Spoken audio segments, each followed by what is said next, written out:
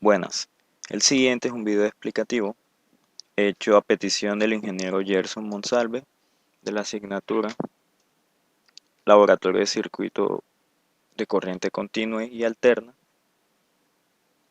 en la Universidad de la Costa. Mi nombre es William Montenegro y estoy en cuarto semestre de Ingeniería Electrónica. Les hablaremos un poco sobre qué son los VDR.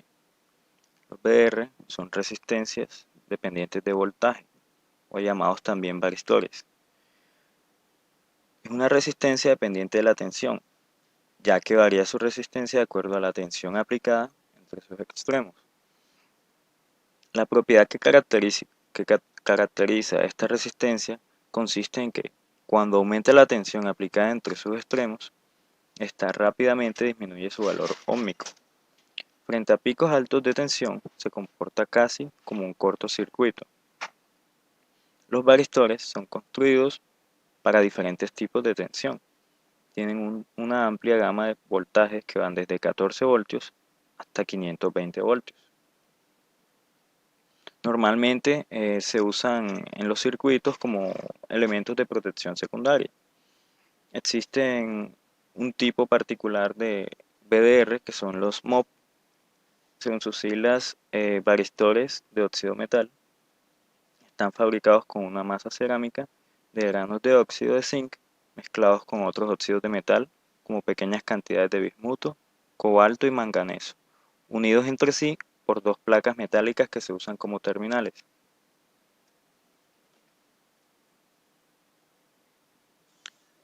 Ahora vamos a hablar un poco sobre el funcionamiento de los VDR en los circuitos. Y tenemos que los varistores protegen a los circuitos de variaciones bruscas de tensión. Colocándose en paralelo al circuito a proteger, absorbe todos los picos de voltaje que superan su tensión nominal. Algo importante es que el varistor solo permite picos transitorios, por lo que si es sometido a una tensión constante durante mucho tiempo, el componente será destruido. Su composición interna, a base de semiconductores, es por ello que al aplicar una pequeña diferencia potencial en sus terminales, ofrece una impedancia muy elevada. Caso contrario, si el potencial es elevado o es superior al especificado por el fabricante, caso en el cual el varistor disminuye su resistencia, permitiendo el paso de la tensión y haciendo saltar el fusible de protección contra sobrecorriente. En la imagen 1 vemos cómo está conectado el varistor en paralelo al circuito que estamos protegiendo. En este caso puede ser una fuente de voltaje. Tenemos unas características principales. Una de ellas es que tienen un alto grado de aislamiento, tienen bajo consumo de corriente en standby, o sea, en reposo, tienen un alto rango de voltaje, como lo habíamos mencionado antes, desde 15 voltios hasta 600 voltios. En el mercado tienen un precio muy, muy bajo en comparación a otros elementos de protección. Y estas son las características principales. Su simbología, bueno, ahí vemos que su forma física, acá vemos su símbolo como una resistencia eh, encerrada en un círculo que representa el voltaje, depende del voltaje. A la derecha vemos el símbolo representativo según el IEEE. Acá tenemos una aplicación como elemento de protección siempre. Generalmente son usados como estabilizadores de tensión, como supresores de picos de tensión en redes eléctricas, en telefonía, en redes de comunicación, para proteger los componentes delicados, colocándolos en paralelo con estos, y de esta manera evitar que se produzcan sobretensiones sobre ellos. Como habíamos mencionado antes, solo suprime picos transitorios. Si lo sometemos a una tensión elevada constante, se quema. En electrónica, específicamente, son utilizados para proteger los componentes más sensibles de los circuitos contra variaciones bruscas de voltajes. que pueden ser originados, entre otros, por relámpagos, interferencias electromagnéticas, conmutaciones y ruido eléctrico. Acá tenemos una aplicación de un circuito. Vemos el voltaje de entrada suministrado por una fuente o cualquier suministro de voltaje.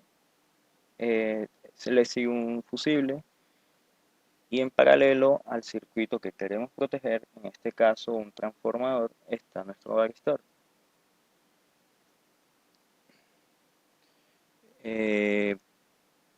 Eso sería lo más importante recalcar sobre los transistores. Tenemos algunas preguntas como ¿cómo podemos medir un varistor? Normalmente, ¿cómo se mide una resistencia? Se mide en ohmios y tiene que medirse como si estuviese abierto. Nos va a arrojar como si estuviéramos midiendo una resistencia muy alta. ¿Cómo sabemos el voltaje de un varistor que tenemos? Ellos traen una numeración o unas letras en el cuerpo y nos dará una idea del voltaje en el que trabaja. Por ejemplo, algunos vienen al final de su nomenclatura, está el número del voltaje al que trabaja. Como habíamos mencionado antes, llegan hasta 600 voltios. Bueno, esto ha sido todo. Muchas gracias por su atención. Buenas, mi nombre es Daniel Ospino, un estudiante de cuarto semestre del programa Ingeniería Electrónica de la Universidad de la Costa. A continuación les mostraré un video del tema correspondiente LDR de la asignatura Laboratorio de Corriente Continua y Corriente Alterna. ¿Qué es LDR? Por sus siglas en inglés significa Light Dependent Resistor o resistor dependiente de la luz. Estas son resistencias cuyo valor varía de acuerdo al nivel de la luz al que están expuestos. Es un componente electrónico cuya resistencia disminuye con el aumento de intensidad de la luz incidente. Estos fotorresistores también pueden ser llamados fotoconductores o células fotoeléctricas. Un fotorresistor está hecho de un semiconductor de alta resistencia. Si la luz que incide en el dispositivo es de alta frecuencia, los fotones son absorbidos por la elasticidad del semiconductor, dando a los electrones la suficiente energía para saltar de la banda de conducción. El electrón libre que resulta conduce electricidad, de tal modo que éste disminuye su resistencia. Estos fotorresistores pueden variar su valor, depende a la cantidad lumínica que le incide, al que se les ponga. Cuando están iluminadas, sus valores oscilan entre los 50 y los 1000 ohmios.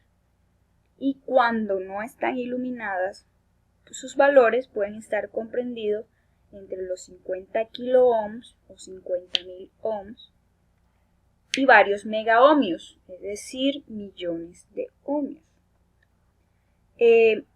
Algo que se debe tener en cuenta es que su valor no varía de forma instantánea cuando se pasa de estar expuesto a estar tapado, a estar en oscuridad, sino que pues tarda generalmente una décima de segundo.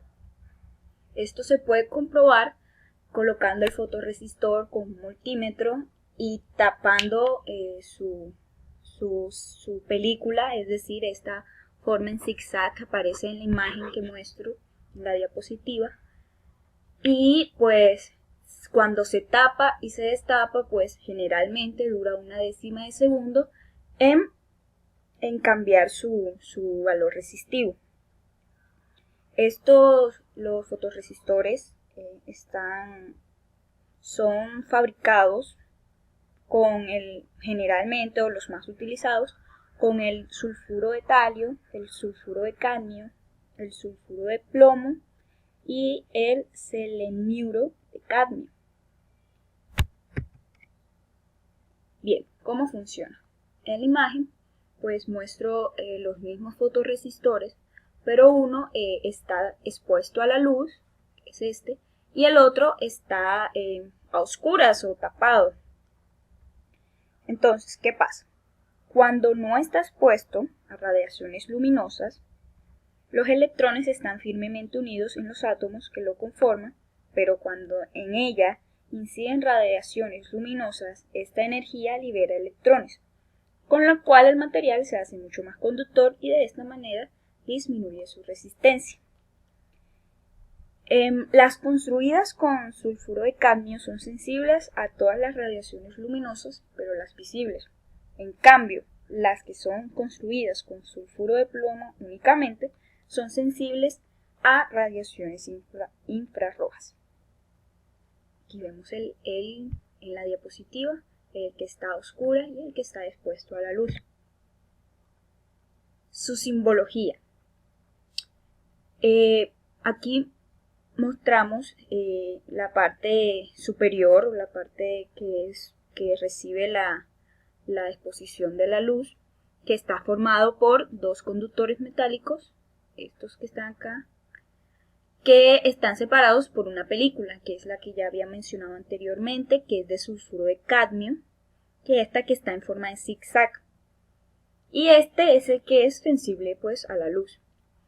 Acá pues tenemos los terminales de conexión, como cualquier resistencia no tienen polaridad.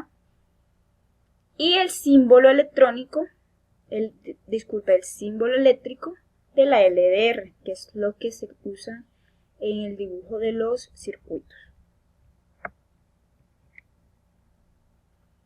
Ejemplo. Ok, acá encontré un ejemplo de cómo funciona con un circuito montado en una protoboard. El fotorresistor es este que está acá ubicado y está conectado a un pequeño LED.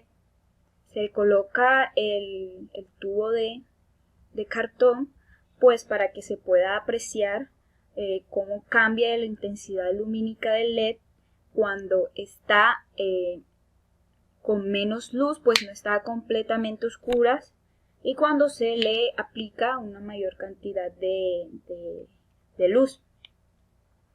O sea, acá en el primer ejemplo, que no está iluminado completamente, pues podemos ver que el LED enciende pero con una intensidad muy baja.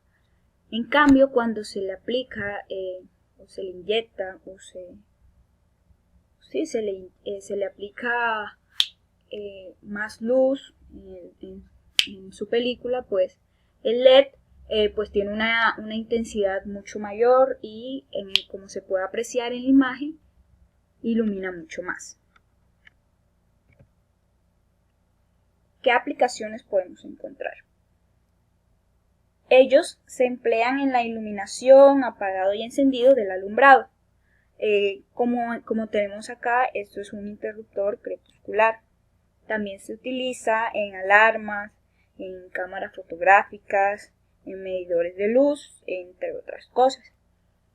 Hoy en día, pues se suelen utilizar más los diodos emisores de infrarrojo y los fototransistores. Estos son los diodos emisores infrarrojos y estos acá son fototransistores.